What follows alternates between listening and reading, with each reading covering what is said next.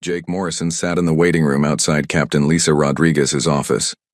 He looked at his hands and tried to stay calm. After 15 years in the military and 5 years doing security work, Jake thought he had seen everything. But today felt different. The door opened. "Morrison, get in here," Captain Rodriguez called out. Jake walked into the office. It was small but clean. Pictures of spaceships hung on the walls. Rodriguez sat behind her desk, looking at a tablet. "Computer." "Sit down, Jake," she said without looking up. "I have a job for you." Jake sat in the chair across from her desk. "What kind of job, Captain?" Rodriguez finally looked at him. Her face was serious, the kind that could change everything between humans and aliens or start a war. Jake felt his stomach tighten. He had worked on dangerous jobs before, but this sounded bigger than anything he had done. "Tell me about the Velnari, Rodriguez," said Jake. Thought for a moment. "They are an alien race. We have been fighting with them for about 30 years. They have better technology than us. They think they are better than humans." "Good," Rodriguez said. "Now here is something you do not know. 3 weeks ago, they asked for peace talks. Real ones, not the fake meetings we have had before." This was news to Jake. The war with the Velnari had been going on his whole adult life. Peace talks meant something big was happening. Rodriguez continued. "The talks will happen on Harmony Point. It is a space station between our territory and theirs. Both sides agreed it was neutral ground." "Where do I come in?" Jake asked. "The Velnari are sending their princess, Princess Zarathel. She is the Emperor's daughter and will rule their empire one day. She needs protection while she is on the station." Jake nodded. Protection work was his specialty. "Sounds simple enough." Rodriguez laughed, but it was not a happy sound. "Nothing about this is simple, Jake. The princess asked for something strange. She wants a human guard." "A human guard? Why?" "That is what we want to know. The Velnari usually will not let humans near their important people. They think we are dirty and stupid. But the princess asked for a human by name." Jake felt confused. "By name? Whose name?" "Yours." The room became very quiet. Jake stared at Rodriguez. "Mine? How does she even know who I am?" "We do not know. Your military records are not public. Your security work is classified. But somehow Princess Zarathel knows about Jake Morrison and wants you as her guard." Jake's mind raced. He had never met any Velnari before. He had fought against their ships and soldiers, but always from a distance. He could not think of any reason why an alien princess would know his name. "Maybe it is a trap," Jake said. "Maybe," Rodriguez agreed. "But we cannot say no. These peace talks are too important. If they work, the war ends. If they fail..." She did not finish the sentence. Jake understood. If the peace talks failed, the war would get worse. Many more people would die. "What do you need me to do?" Jake asked. Rodriguez handed him a thick folder. "Read everything in here about Velnari culture. Learn their customs. Do not make any mistakes that could offend them. You leave for Harmony. Point tomorrow." Jake took the folder. It felt heavy in his hands. "Anything else I should know?" "Yes. Dr. Alex Chen will be on the station. He studies alien cultures. If you have questions, ask him. Commander Ben Parker will be there too. He runs security for our side." Rodriguez stood up. Jake stood up too. "Jake, I need you to understand something. This job is bigger than just protecting one person. If you mess this up, the war continues. Millions of people on both sides will die. Do you understand?" Jake felt the weight of responsibility settle on his shoulders. "I understand, Captain." "Good. Go read that folder. Get some sleep. Tomorrow you meet an alien princess." Jake left the office and walked back to his apartment. The folder felt heavier with each step. Inside his small home, he made coffee and opened the folder. The first page had a picture of Princess Zarathel. Jake stopped breathing for a moment. She was beautiful, but in a way he had never seen before. Her skin was light blue with silver marks that seemed to glow. Her eyes were large and dark. She looked both young and old at the same time. Jake read for hours. The Velnari were an old race. They had rules for everything. They cared a lot about honor and respect. They were taller than humans and stronger too. Many of them had special, mental powers. The more Jake read, the more worried he became. The Velnari had hundreds of rules about how to act around important people. One wrong move could be seen as an insult. An insult could end the peace talks. Jake made more coffee and kept reading. He learned that Velnari women were often more powerful than the men. Princess Zarathel was not just pretty, she was smart and strong. Some reports said she had mental powers that let her read thoughts. As the sun came up, Jake closed the folder. He felt tired but not sleepy. Today he would travel to Harmony Point. Today he would meet an alien princess who somehow knew his name. Jake packed his clothes and weapons. He looked around his apartment one last time. He had a feeling he would not be coming back the same person who left. At the spaceport, Rodriguez was waiting with Dr. Chen and Commander Parker. Dr. Chen was a thin man with glasses who looked nervous. Commander Parker was older and looked like he had been a soldier his whole life. "Ready?" Rodriguez asked. Jake looked at the transport ship that would take them to Harmony Point. It was big and gray and looked ready for war. "As ready as I can be," Jake said. They boarded the ship. As it lifted off, Jake watched Earth get smaller through the window. He was flying toward the unknown, carrying the hopes of his entire species on his shoulders. The flight to Harmony Point took 6 hours. Jake spent the time talking with Dr. Chen about Velnari customs and with Commander Parker about security. Both men seemed as nervous as Jake felt. When they arrived at Harmony Point, Jake was surprised by how big it was. The space station looked like a small city floating in space. Ships from both human and Velnari forces were docked around it. "Here we go," Commander Parker said as their ship docked. "Time to make history." Jake checked his weapons and straightened his uniform. In a few minutes he would meet Princess Zarathel.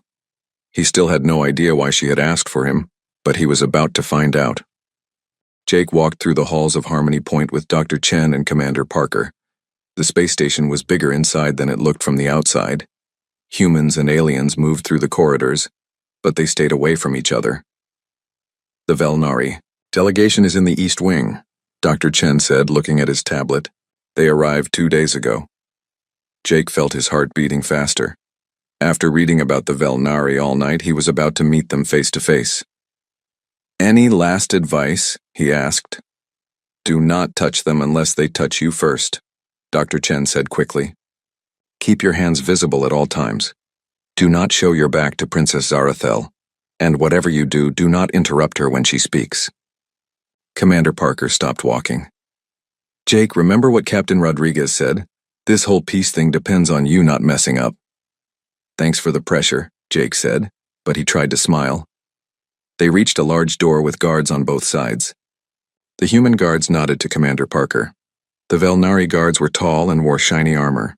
They looked at Jake like he was something they found on their shoe. "State your business," one of the Velnari guards said in broken English. "Jake Morrison, here to see Princess Zarathel," Jake replied. The guard spoke into a small device in his own language. After a moment, he stepped aside. "You may enter. The others wait here." Jake looked back at Dr. Chen and Commander Parker. Both men looked worried. "Good luck," Dr. Chen whispered. Jake walked through the door alone. The room beyond was huge and decorated with strange symbols and colors. Everything looked expensive and alien. At the far end of the room, several Velnari stood in a group. Princess Zarathel stood in the center. She was even more beautiful in person than in her picture. She was tall, maybe 6.5 feet. Her blue skin seemed to glow softly. The silver marks on her arms and face moved like living things. Her dark eyes watched Jake as he approached. Jake stopped about 10 feet away from her and tried to remember the proper greeting. He put his right hand over his heart and bowed his head slightly. "Your Highness, I am Jake Morrison. I am here to serve as your guard." Princess Zarathel looked at him for a long moment. Then she spoke. Her voice was musical, but strong. "You are smaller than I expected, Jake Morrison. I'm sorry to disappoint you, Your Highness." She made a sound that might have been laughter. "You do not disappoint me. I chose you for reasons that have nothing to do with your size." One of the other Velnari stepped forward. He was older and wore fancy robes. I am High Chancellor Vortine. We are curious about why the princess requested a human guard. Jake did not know what to say to that. I am honored by her choice, sir. Princess Zarathel raised her hand and the Chancellor became quiet. Jake Morrison, I have requirements for your service that may seem strange to your people. I am here to serve however you need, Your Highness. Good. You will stay close to me at all times, during meals, during meetings, and during sleep. You will share my sleeping quarters. The room became very quiet. Jake felt his face get hot.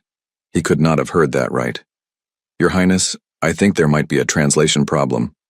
There is no translation problem, she said calmly. You will sleep in my rooms. This is not a request. Jake looked around the room. The other Velnari looked surprised too. High Chancellor Vortine looked like someone had hit him with a stick. Your Highness, the Chancellor said carefully. Perhaps we should discuss this privately. There is nothing to discuss, Princess Zarathel said. This is my decision. Jake tried to think of something to say that would not start a war. Your Highness, in human culture it would be inappropriate for a male guard to share sleeping quarters with a female. I do not care about human culture, she interrupted. I care about my safety. You will do as I command, or I will request. A different guard. Jake knew he could not let that happen. If Princess Zarathel sent him away, the peace talks might fail before they started. As you wish, Your Highness, Jake said. High Chancellor Vortine looked very unhappy. Princess, your father will not approve of this arrangement. My father put me in charge of these negotiations, she replied. My safety is my responsibility. The Chancellor bowed his head, but Jake could see he was angry. The other Velnari looked confused and worried. Show Jake Morrison to my quarters, Princess Zarathel commanded. He will inspect them for security. A young Velnari guard stepped forward. Follow me, he said in English. Jake bowed to the princess again and followed the guard out of the room. As they walked through the corridors, the guard spoke quietly. My name is Lieutenant Kessitar. I must warn you, human. What the princess asks is very strange even for us. Some of my people will think badly of this. I do not understand it either, Jake admitted. But I have my orders. They stopped at another guarded door. Lieutenant Kessitar opened it and gestured for Jake to enter. The princess's quarters were huge. There was a main room with expensive furniture and strange art on the walls. Through an open door, Jake could see a bedroom with a large bed. Another door led to a bathroom. Very nice, Jake said, looking around. Where would I sleep? I do not know, Kessitar replied. The princess did not explain. Jake walked around the rooms, checking the windows and doors. There were no obvious security problems, but the quarters were very open. If someone wanted to hurt the princess, these rooms would be hard to defend. The princess will return soon, Kessitar said. I suggest you decide where to put your things. After the lieutenant left, Jake stood alone in the princess's quarters. He felt completely lost. Why did she want him to sleep in her rooms? What was he supposed to do? Jake heard voices outside. The door opened and Princess Zarathel entered with 2 female servants. She looked at Jake standing in the middle of her room. Have you chosen where you will sleep? She asked. Jake pointed to a corner near the bedroom door. I can set up a cot there, Your Highness. I will be able to watch both doors from that position. She nodded. Good. That will work. The servants brought in a small bed and set it up where Jake had pointed. They also brought his bag from the transport ship. Leave us, Princess Zarathel told the servants. They bowed and left quickly. Jake and the princess were alone. She sat in a large chair and looked at him. Jake did not know if he should sit or stand. You may sit, she said, as if reading his mind. Jake sat on the edge of his cot. Your Highness, may I ask why you requested me specifically? You may ask, but I will not answer. Not yet. And why do you need me to sleep in your rooms? For the same reason I requested you. You will understand in time. Jake felt frustrated but tried not to show it. How can I protect you if I do not understand the threat? Princess Zarathel was quiet for a long moment. Then she said, Tell me, Jake Morrison, what do you know about dreams? Dreams, Your Highness? Yes. Do humans dream? Of course we dream. Everyone dreams. What do you dream about? Jake thought about his dreams. Different things. Sometimes about my past. Sometimes about things that worry me. Sometimes strange things that do not make sense. She nodded slowly. Dreams can be many things. For some, they are just the mind's way of rest. For others, they are something more. I do not understand, Your Highness. You will, she said. Tonight you will understand. Jake wanted to ask more questions, but Princess Zarathel stood up. I must prepare for the evening meal. You will accompany me. Of course, Your Highness. As she walked toward her bedroom, she stopped and looked back at him. Jake Morrison, do you believe in things that cannot be explained? I try to keep an open mind, Your Highness. Good. You will need an open mind for what comes next. She disappeared into her bedroom, leaving Jake alone with his thoughts. He had been on Harmony Point for less than 2 hours and already nothing made sense. Why did an alien princess know his name? Why did she want him to sleep in her room? And what did dreams have to do with anything? Jake looked around the expensive quarters and wondered what he had gotten himself into. Outside the windows, stars shone in the darkness of space. Somewhere out there, 2 armies waited to see if peace was possible. And somehow, it all depended on him sleeping in an alien princess's bedroom. Jake woke up in the middle of the night to the sound of someone crying. At first he thought he was dreaming. Then he heard it again. Soft sounds of fear and pain coming from Princess Zarathel's bedroom. He sat up on his cot and listened. The princess was making sounds like she was in trouble. Jake did not know what to do. Should he check on her? What if she was just having a bad dream? The crying got louder. Then he heard her speak in her own language. Her voice sounded scared and desperate. Jake could not understand the words, but he knew fear when he heard it. Jake stood up quietly and walked toward her bedroom door. It was open just enough for him to see inside. Princess Zarathel was lying on her bed, but she was not peaceful. She was moving around like she was fighting something. The silver marks on her skin were flashing bright and dim. Bright and dim. No, please, she said in English. Stay away. Jake took a step into the room. Your Highness, are you all right? She did not answer. She was still asleep, but her whole body was shaking. The marks on her skin flashed faster. Jake moved closer to the bed. Princess Zarathel, wake up. Still nothing. She rolled over and reached out with her hand like she was trying to grab something. Her face looked terrified. Jake reached out to touch her shoulder gently. Your Highness, you are having a nightmare. The moment his hand touched her skin, everything changed. Suddenly, Jake was not in the bedroom anymore. He was standing in a dark place full of shadows. Around him, he could hear voices whispering terrible things. The voices were full of hate and anger. They wanted to hurt someone. They wanted to kill. Jake tried to move, but he could not. The shadows pressed closer. The voices got louder. He felt their hate like a fire burning his mind. Then he saw her. Princess Zarathel was in the center of the shadows, surrounded by the angry voices. She was trying to fight them off, but there were too many. They reached for her with dark hands. Leave her alone, Jake shouted, but no sound came out. He tried to run to her, but his feet would not move. The shadows laughed at him. The princess looked at him with eyes full of tears. Help me, she whispered. Jake woke up with a gasp. He was back in the bedroom, but his hand was still on Princess Zarathel's shoulder. She was awake now, looking at him with wide eyes. You saw it? She said quietly. You saw my nightmare. Jake pulled his hand away and stepped back. His heart was beating very fast. What was that? How did I? Sit down, she said, sitting up in her bed. I need to explain. Jake sat in a chair near the bed. His hands were shaking. That was not a normal dream. No, it was not, Princess Zarathel said. Jake Morrison, what do you know about mental powers? Mental powers? You mean like reading thoughts? Yes, but more than that. Some of my people can touch other minds. We can see thoughts, feel emotions, even share memories. Jake stared at her. You can read minds? I can, but I try not to.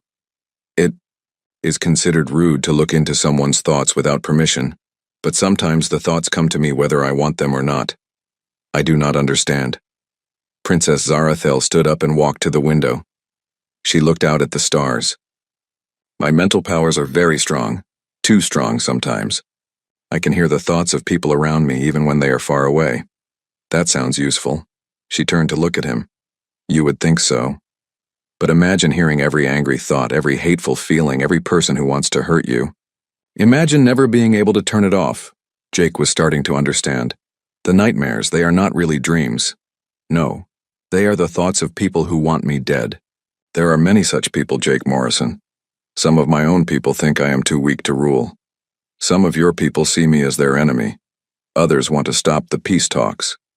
So every night, you hear their thoughts? Every night, I feel their hate. It gets stronger when I sleep, when my mental defenses are down. That is why I cannot rest. That is why I am always tired. Jake looked at her face. Now that he knew what to look for, he could see how tired she was. There were dark circles under her eyes. Her skin looked pale. Why did you ask for me specifically? Jake asked. Princess Zarathel smiled for the first time since he had met her. Because humans are different. Your minds work differently than ours. When you touched me just now, what did you feel? Jake thought about it. I felt your fear. I saw the shadows and heard the voices, but it did not hurt as much as it should have. Exactly. Human minds are naturally resistant to mental attacks. When you are near me, the voices become quieter. When you touch me, they almost disappear. That is why you wanted me to sleep in your room. Yes. For the first time in years, I might be able to sleep peacefully. Jake felt honored but also worried. Your Highness, I am just a security guard. I do not know anything about mental powers. You do not need to know anything. You just need to be yourself. She walked back to her bed and sat down. Jake Morrison, will you help me? Of course, Your Highness, that is my job. No, she said seriously. This is not about your job. This is about trust. I am asking you to help me as one person helping another. Jake looked into her dark eyes. He saw how much she was hurting. He saw how alone she felt. Yes, he said. I will help you. Thank you. For the next hour, Princess Zarathel told Jake more about her mental powers. She explained that not all Velnari had these abilities, but those who did were often chosen as leaders. The power came with a price. The stronger the abilities, the harder it was to control them. I have been fighting this my whole life, she said. Some nights are worse than others. When there are people nearby who hate me, the nightmares are terrible. Are there people like that here on the station? Her face became sad. Yes. Some of my own guards do not believe I should be making peace with humans.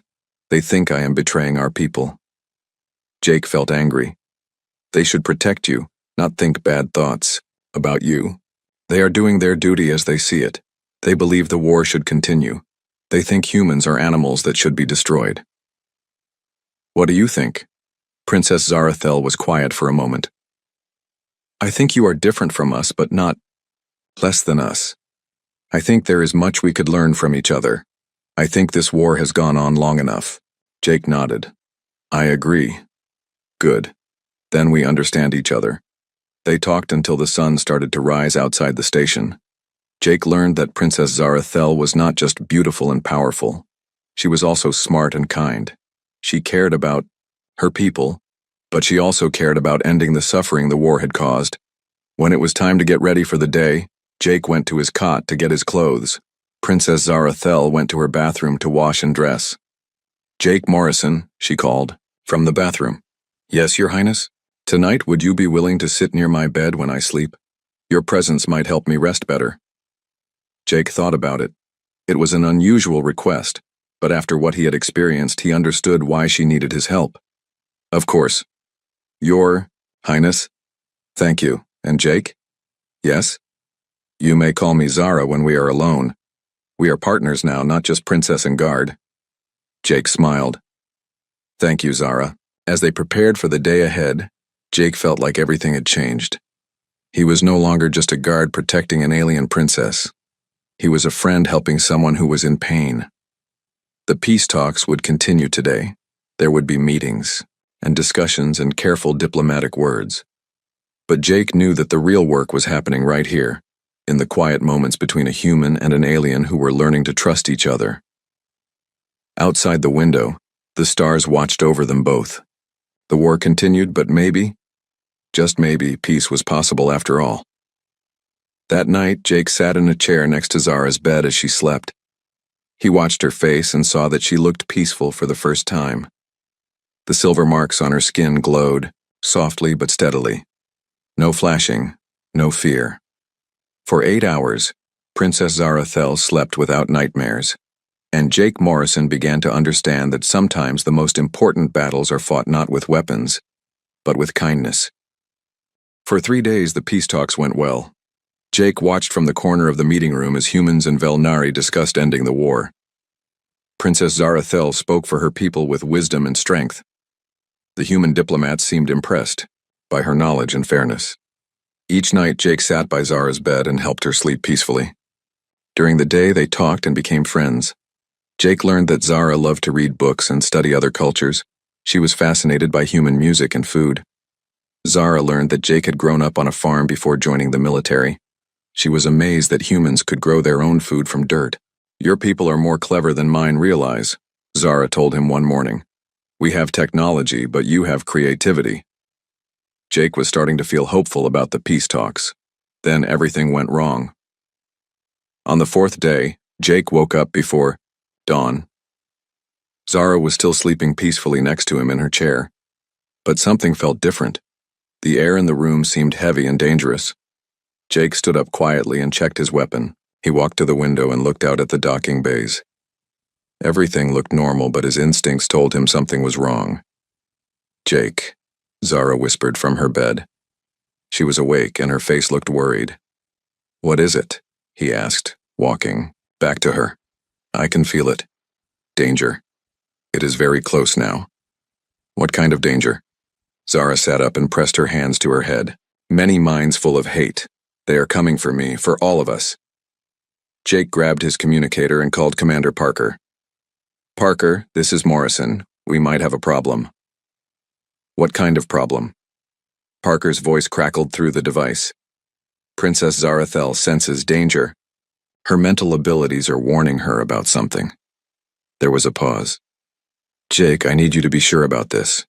If we raise an alarm and nothing happens, it could hurt the peace talks." Jake looked at Zara.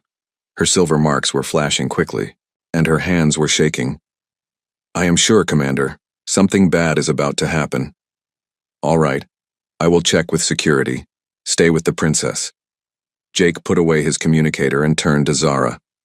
"We need to get you somewhere safe." "No," she said, standing up.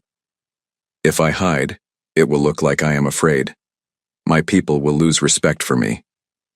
Zara, if you are in danger..." "We are all in danger, Jake. I can feel it now. The people planning this want to kill both human and Velnari leaders. They want the peace talks to fail." Jake felt cold fear in his stomach. Who would do that? Someone who benefits from the war continuing. Someone who has power because of the fighting. Before Jake could ask more questions, an alarm started blaring throughout the station. Red lights flashed in the hallway outside their quarters. "Station. Security alert," a voice announced over the speakers. "All personnel report to emergency stations. This is not a drill." Jake grabbed his rifle and extra ammunition. "Zara, we need to move, now." They left her quarters and found chaos in the hallways. People were running everywhere. Human and Velnari security guards were trying to organize the evacuation. Jake could hear weapon fire from somewhere in the station. "The dining hall," Zara said suddenly. "The attack is happening in the dining hall." "How do you know?" "I can feel the fear and pain from there. Many people are hurt." Jake grabbed his communicator again. "Parker, the attack is in the dining hall. Princess Zara Thel and I are moving to safety." "Negative, Morrison. The dining hall is where the peace conference leaders are meeting for breakfast. If there is an attack there, they need help." Jake looked at Zara. She nodded. We have to help them, she said. They ran toward the dining hall. The corridors were full of smoke and the smell of burning metal. Jake saw bodies on the floor, both human and Velnari. His military training took over. He moved carefully, checking each corner before advancing. Stay behind me, he told Zara. I will not hide while my people are in danger, she replied. When they reached the dining hall, Jake saw a terrible scene. Tables were overturned. Windows were broken. Several people lay on the floor, not moving. At the far end of the room, a group of armed figures in black uniforms were holding the remaining peace conference leaders hostage. Jake counted 6 attackers. They had advanced weapons and moved like trained soldiers. This was not a random attack. This was planned by someone with military knowledge. Human and Velnari leaders, one of the attackers announced. You have failed your people by trying to make peace with the enemy. Today, the war continues. Jake recognized the voice. It was speaking Velnari, but with a human accent. Zara, he whispered. I think some of the attackers are human, and some are Velnari, she whispered back. I can sense their thoughts. They are working together. This was worse than Jake had thought.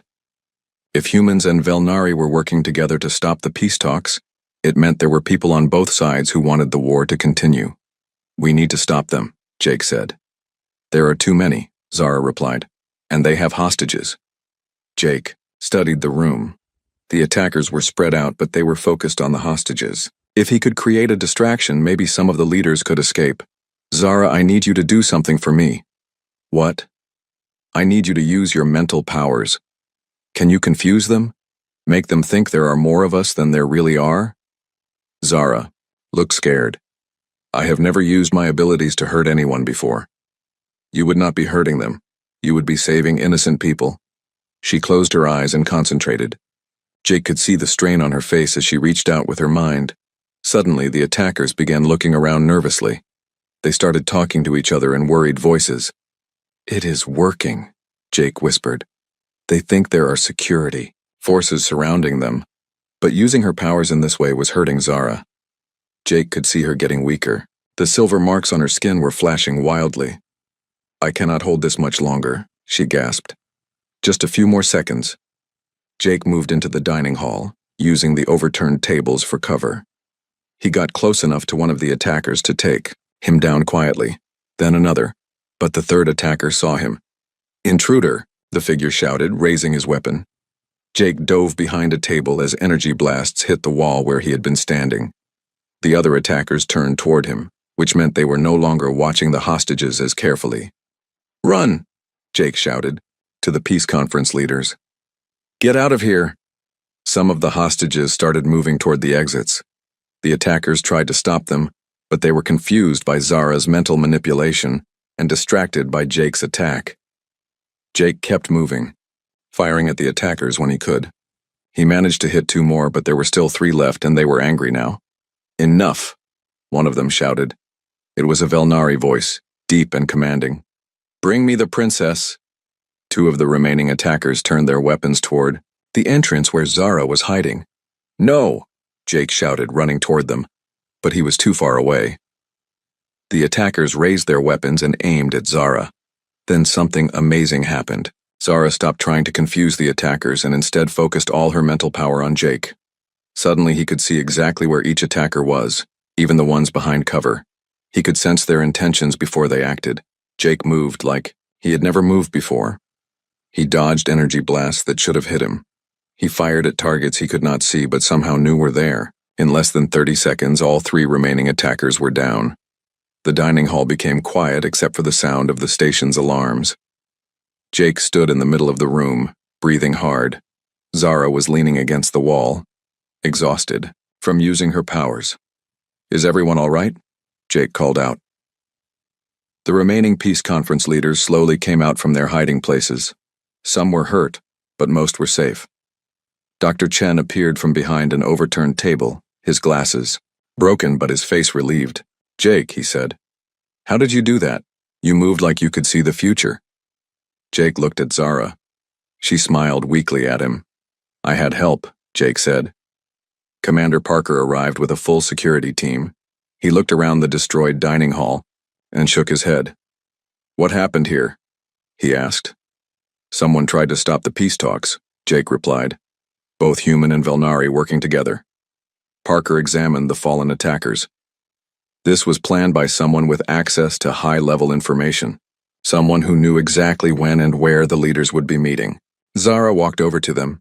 She still looked tired, but her voice was strong. "I can sense the mind behind this attack. The person who planned it is still on the station." "Who?" Parker asked. Zara closed her eyes and concentrated. After a moment, she opened them again. Her face looked sad. "General Kethamore," she said. "He is a Velnari military leader who believes the war should continue. He has been working with humans who feel the same way." Jake felt angry. "Where is he now?" "Close," Zara said, "and he is not finished." This attack was just the beginning. Parker spoke into his communicator, calling for all security teams to search for General Kethamore. But Jake knew it would not be easy. If the general had planned this attack, he probably had an escape plan too. As medical teams arrived to help the wounded, Jake stood next to Zara and looked around the destroyed dining hall. The peace talks had been attacked, but they had survived. The question now was whether trust between humans and Velnari could survive too. "What happens now?" Jake asked Zara. "Now we prove that peace is stronger than hate," she replied. "And we make sure General Kethamore does not get another chance to." The hunt for General Kethamore took 2 days. Security teams searched every part of Harmony Point, but the general seemed to have disappeared. Jake stayed close to Princess Zarathel, knowing that Kethamore would try to attack her again. On the second night, Jake was sitting in his usual chair next to Zara's bed when she woke up suddenly. "He is here," she whispered. Jake grabbed his weapon and stood up. "Where?" "Close. Very close." Zara got out of bed and walked to the window. "He is not alone." Jake looked out the window but saw nothing unusual. The docking bays looked empty and quiet. "How many?" Jake asked. Zara closed her eyes and concentrated. 6, maybe 7. "They are trying to hide their thoughts from me, but I can still sense them." Jake activated his communicator. "Parker, this is Morrison. We have movement near the princess's quarters." "Copy that. Security teams are on the way." Jake knew the security teams would not arrive in time. If General Kethamore wanted to attack, he would do it now before help could come. "Zara, we need to get you out of here." "No," she said firmly. "If I keep running, this will never end. It is time to face General Kethamore." "That is too dangerous." Zara turned to look at him. Her dark eyes were determined, but also afraid. "Jake, I need to ask you to do something. Something that might hurt both of us." "What?" "I need to create a full mental link between us. Not just touching minds like we did in the dining hall. A complete connection." Jake felt confused. "What does that mean?" "It means our minds would be joined. You would see all my memories and I would see all yours. You would have access to my mental powers and I would have access to your tactical knowledge and fighting skills." "That sounds useful. What is the danger?" Zara sat down on her bed and looked at her hands. "The danger is that we might never be able to separate our minds completely. You would always carry part of me and I would always carry part of you. For humans in Velnari, this kind of connection has never been tried before. We do not know what it would do to us." Jake thought about it. The idea of sharing minds with Zara was scary, but also amazing. He had already experienced small glimpses of her thoughts and abilities. A full connection would be much more powerful. Would it help us stop General Kethamore? Yes. Together, we would be stronger than either of us alone. Jake heard footsteps in the corridor outside. Heavy boots, moving, quietly. The attack was about to begin. "Do it," Jake said.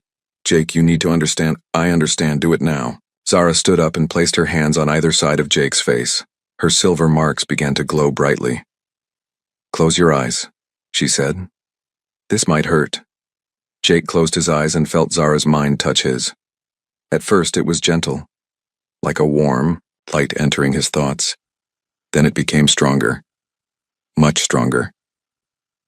Suddenly, Jake was experiencing two sets of memories at the same time. His own memories of growing up on Earth, and Zara's memories of growing up on the Velnari homeworld. He saw her childhood, her training as a princess, her fears about the war. At the same time, she was seeing his memories of military service, his training as a security guard, his simple but honest life. The connection grew deeper. Jake could feel Zara's mental powers flowing into his mind. He could sense the thoughts of the attackers outside their door. At the same time, Zara was gaining access to his combat experience and tactical knowledge. When the connection was complete, Jake opened his eyes. He looked at Zara and saw her looking back at him with wonder. "I can feel what you feel," she said softly. "I can hear what you hear," Jake replied. "The attackers are right outside the door." They moved together without speaking. Their minds were so connected that words were not needed. Jake positioned himself near the door while Zara stood behind him. When the door exploded inward, they were ready. General Kethmore entered first, followed by 6 soldiers. The general was tall and proud, wearing fancy armor. His eyes were full of hate and anger. "Princess Zarathel," he said in the Velnari language, "you have dishonored our people by making peace with these animals." "I have honored our people by trying to end this pointless war," Zara replied. Through their mental link, Jake could understand every word they were saying. He could also sense the general's thoughts. Kethmore believed that Velnari were superior to humans and that the war should continue until all humans were destroyed. "You are weak," the general continued. "Your father should never have sent you to make peace. Tonight, I will correct his mistake." The general raised his weapon, but Jake was already moving. With Zara's mental powers flowing through him, he could see exactly where each attacker would move before they moved. He dodged energy blasts and returned fire with perfect accuracy. The same time, Zara was using Jake's tactical knowledge to coordinate their defense. She knew exactly when to move and where to take cover. Together, they fought like one person with 2 bodies. The battle was over quickly. General Kethmore and his soldiers were either captured or defeated. When Commander Parker arrived with his security team, he found Jake and Zara standing in the middle of the destroyed room, holding hands and breathing hard. "How did you two do that?" Parker asked, looking around at the defeated attackers. Jake looked at Zara. Their minds were still connected, and he could feel her emotions as clearly as his own. She was relieved, but also worried about what their mental link meant for the future. "We worked together," Jake said simply. Over the next few days, the peace talks resumed. With General Kethmore captured and his plot exposed, both humans and Velnari realized how important it was to make peace work. The talks moved forward quickly, and soon a treaty was signed. But Jake and Zara faced a new challenge. Their mental connection had not faded as they had hoped. They could still sense each other's thoughts and emotions, even when they were in different rooms. Dr. Chen examined them both and consulted with Velnari scientists. "This is completely new," he told them. "We have never seen a human Velnari mental link before. We do not know if it will fade with time or if it is permanent." "How do you feel about it?" Jake asked Zara when they were alone. "Strange," she admitted, "but also wonderful. For the first time in my life, I am not alone with my thoughts." Jake nodded. He understood what she meant. Through their link, he could feel her emotions and share her experiences. It was intimate and powerful and a little frightening. "What happens now?" he asked. Zara smiled. "Now we help our people learn to work together. The peace treaty is just the beginning." She was right. Over the following weeks, Jake and Zara became symbols of human Velnari cooperation. Their mental link allowed them to understand both species in ways that no one else could. They helped solve problems and settle disputes between humans and Velnari, who were trying to work together for the first time. Jake learned that he enjoyed diplomatic work more than he had expected. Helping 2 species understand each other felt more important than just protecting one person. 3 months after the peace treaty was signed, Princess Zarathel made an announcement that surprised everyone. "I am offering Jake Morrison a permanent position as the first human liaison to the Velnari court," she told the assembled diplomats. "He will help establish new programs for cooperation between our species." Jake was honored, but he also felt nervous. Your Highness, I am just a security guard. I do not know anything about diplomacy. You know about people, Zara replied, and you understand both humans and Velnari better than anyone else. That is what we need. Jake thought about the offer. It would mean leaving Earth permanently and living among the Velnari. It would mean spending his life helping two species, learn to trust each other. But it would also mean staying close to Zara. Their mental link had shown him that she was not just a princess or an alien. She was a friend who understood him completely. Maybe more than a friend.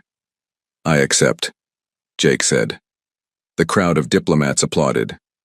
Captain Rodriguez, who had come for the ceremony, smiled proudly at Jake.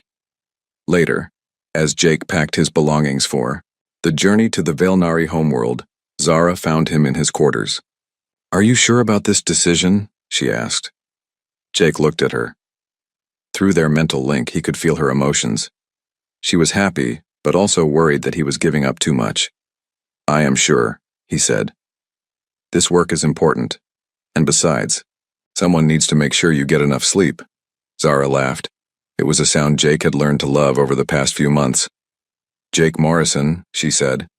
When I first asked for you as my guard, I thought I was just trying to solve my problem. With nightmares. What do you think now? Now I think I was looking for a partner. Someone who could understand me and help me be stronger. Jake smiled. Did you find what you were looking for? Yes, Zara said, taking his hand. I found something even better. I found a friend. As their ship prepared to leave for the Velnari homeworld, Jake stood at the window and looked back at Harmony Point. The space station where everything had changed was getting smaller in the distance. Next to him, Princess Zarathil watched the stars ahead. Through their mental link, Jake could feel her excitement about the future and her gratitude for his friendship. What are you thinking about? She asked. I am thinking that 6 months ago, I was just a security guard trying to do my job. Now, I am traveling to an alien world to help two species become friends.